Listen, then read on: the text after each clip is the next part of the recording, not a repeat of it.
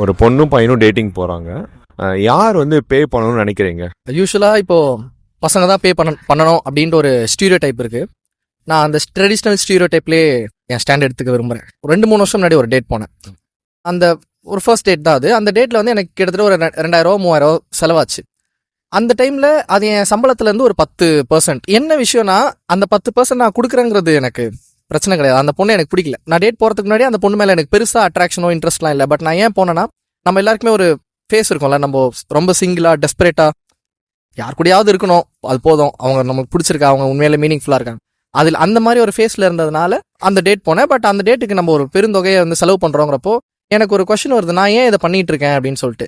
So அந்த ரெஸ்பான்சிபிலிட்டியை நான் எடுத்துக்கிறேன், அந்த பே பண்ணணுங்கிற ரெஸ்பான்சிபிலிட்டியை நான் எடுத்துக்கிறதுனால தான் நான் ஒரு டெசிஷன் எடுக்கிறேன். ஓகே, நான் ஒரு டேட் போகிறேன்னா ஒரு டேட்டுக்கு இவ்வளோ செலவாகுது, அப்போது அந்த காசை நான் எனக்கு மனசார பிடிச்ச பொண்ணுக்கு மட்டும்தான் நான் போடணும்னு நினைக்கிறேன். அப்படிங்கிறப்போ இனிமேட் நான் எந்த டேட் போனாலும் நான் தான் பே பண்ணுவேன். So that I can avoid women I don't prefer. அந்த சாய்ஸ் எடுக்கிறதுக்காக I think men should pay for the டேட்னு நினைக்கிறேன்.